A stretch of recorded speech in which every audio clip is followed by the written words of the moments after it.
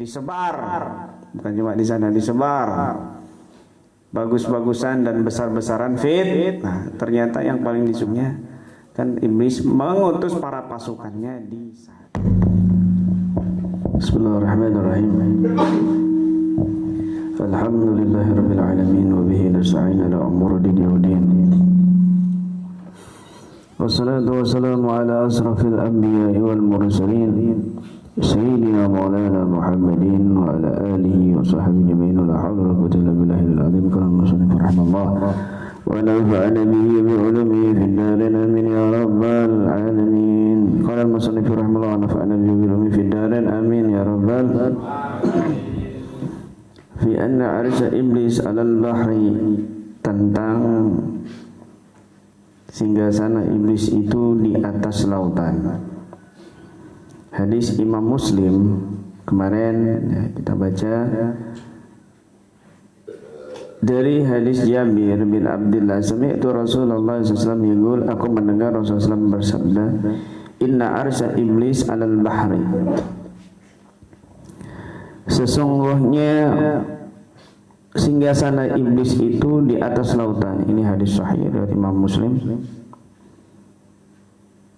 Fayab'atsu sarayahu, maka iblis ini mengutus pasukannya. Jadi iblis itu membuat singgasananya itu di lautan. Kenapa? Karena Allah juga memiliki arsy di lautan, tapi di sana di atas. Iblis itu di bumi,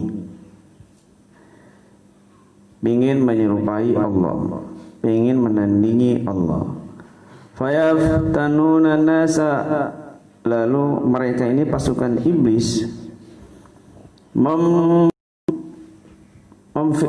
membuat fitnah-fitnah kepada manusia. Fa'adhamuhum, fitnah itu perusakan dalam masalah dunia dan agama, itu fitnah.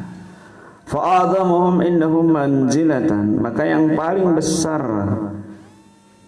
kedudukan mereka di sisi iblis. Jadi berbondong-bondong pasukan iblis ini ingin derajatnya dekat dengan iblis, ingin kedudukannya dekat dengan iblis. A'zamu fitnatan, yang paling dekat dengan iblis adalah yang paling besar fitnahnya. Jadi iblis menilai pasukannya yang dekat dengan iblis itu adalah yang paling banyak memberikan fitnah kepada manusia. Seperti apa fitnahnya? Yaji'u ahaduhum fayaqulu fa'altu kadza wa kadza.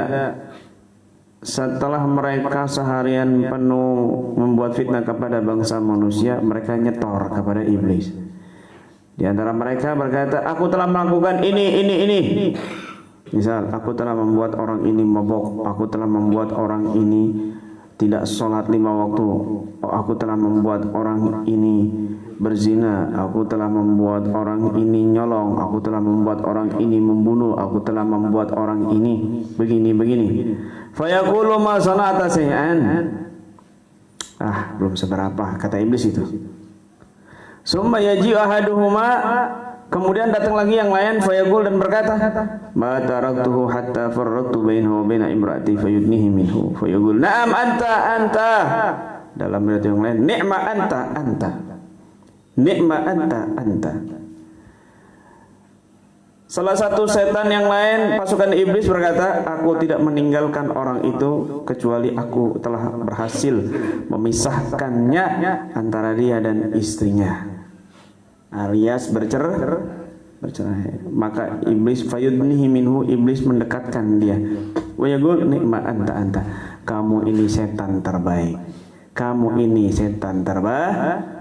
Sini dekat. Paham ya? Kemudian duduk di singgasana iblis, dikasih mahkota. Senang, bangga. Artinya apa? Perkara yang paling disukai oleh iblis itu ternyata bercerai. Apalagi masih muda bercerai. Tambah disukai oleh iblis. Makanya kalau nggak mau bercerai jangan cepet-cepet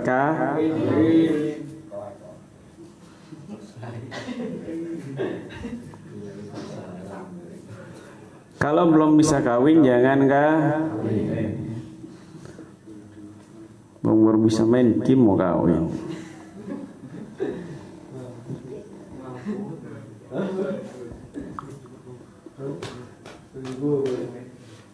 Kalau ada ilmunya, menikah itu ada ilmu.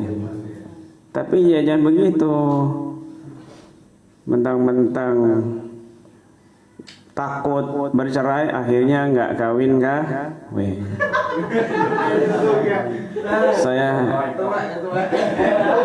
Saya sebenarnya nggak mau menikah Pak Yai. Kenapa? Ya karena hadis itu Pak Yai. Kalau bercerai itu disukai sama jadi saya nggak mau menikah karena saya takut bercerai. Ya kamu itu gendeng. Jadi tengah-tengah jadi orang ya. Jangan kelewat gendeng kanan, gendeng kiri. Tengah-tengah.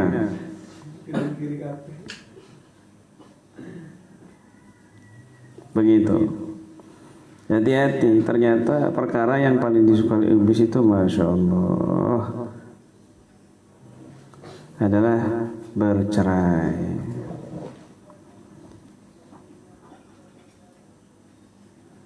Lanjut.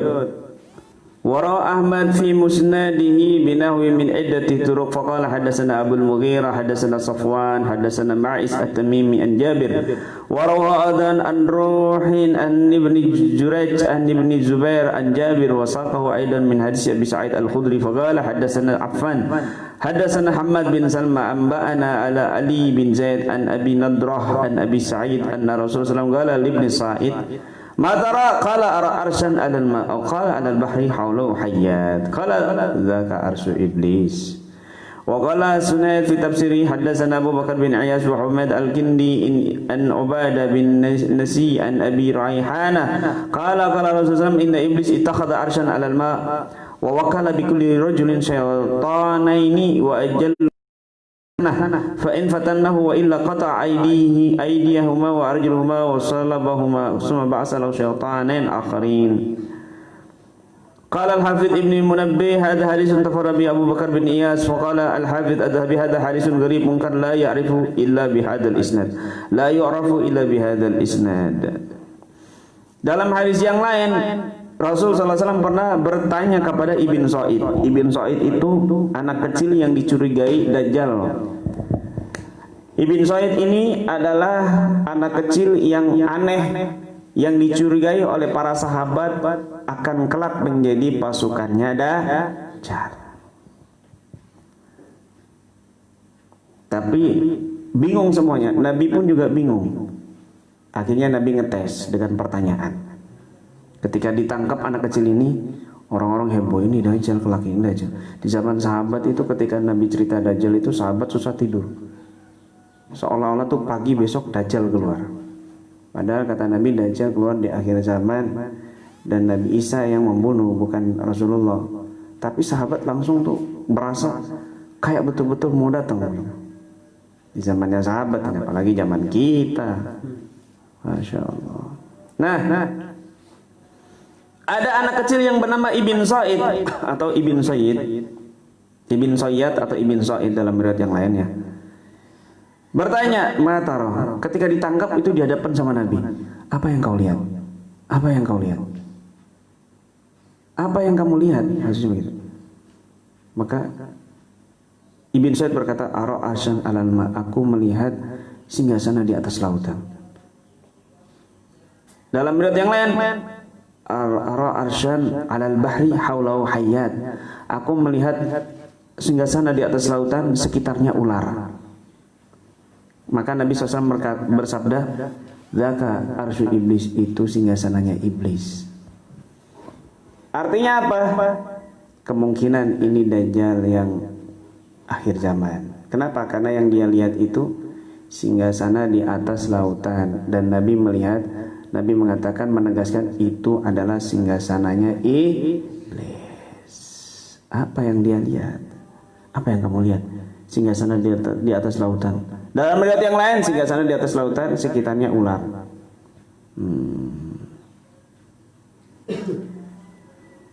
Maka kita tahu di sini Si singgasana iblis itu yang pertama di atas lautan. Di atas lautan. Cuma lautan mana? Apa lautan Pasifik? Apa lautan Cina? Apa lautan apa itu? Segitiga Bermuda? Apa lautan selatan? Ya, kita nggak tahu. Tapi di sini ada ciri-cirinya, yaitu dikatakan lautan yang sekitarnya itu ular. Lautan yang sekitarnya itu banyak alal bahri haulahu hayyat. Dalam hadis Nabi ini, di atas lautan yang sekitarnya ada ular-ular banyak. Haulahul hayyat, sekitarnya itu ular-ular. Kalau kita kaji lautan yang banyak ular itu adalah laut pantai selatan.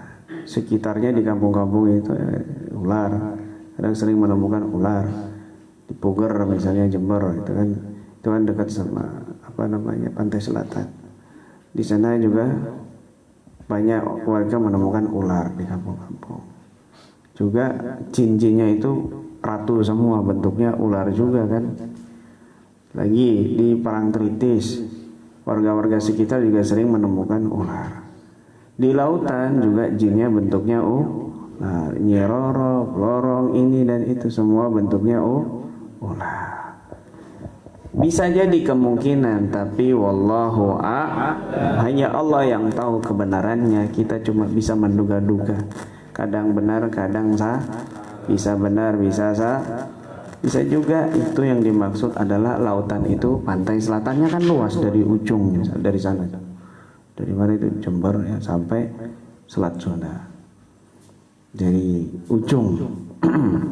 Nah, pantai selatan, makanya banyak fitnah juga terjadi di Jember. Banyak juga fitnah terjadi di Jogja, lain-lain sebagainya. Banyak dan sekitarnya pantai selatan. Fitnah-fitnah juga terjadi di sana banyak sekali. Yang sana mungkin ya sarangnya kan iblis mengutus para pasukannya di sana. Disebar, bukan cuma di sana, disebar. Bagus-bagusan dan besar-besaran fitnah. Ternyata yang paling disukai iblis dari sekian banyak fitnah itu adalah perceraian. Begitu. Hati-hati kamu kalau mau menikah ya. Kalau menikah itu niatnya itu ibadah. Jangan nikah itu niatnya duit, harta, atau perempuan cantik. Kenapa? Kamu muka sudah pas-pasan. Jangan niat cari perempuan cantik, ngaca aja dulu. Rajin ngaca. Begitu. Cari niatnya ibadah. Kalau muka kamu itu ganteng, muka kamu itu sip, oke, silakan kamu cari perempuan cantik. Ya, cari perempuan cantik. Muka asem, badannya juga bau asem, terus mimpinya perempuan cantik semua.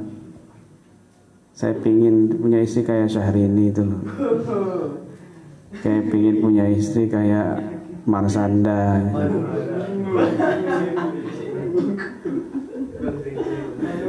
Kalau ngimpi itu jangan terlalu tinggi, jatuhnya itu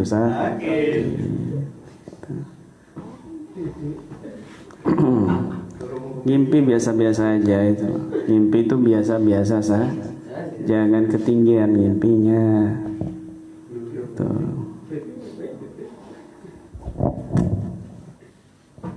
Begitu.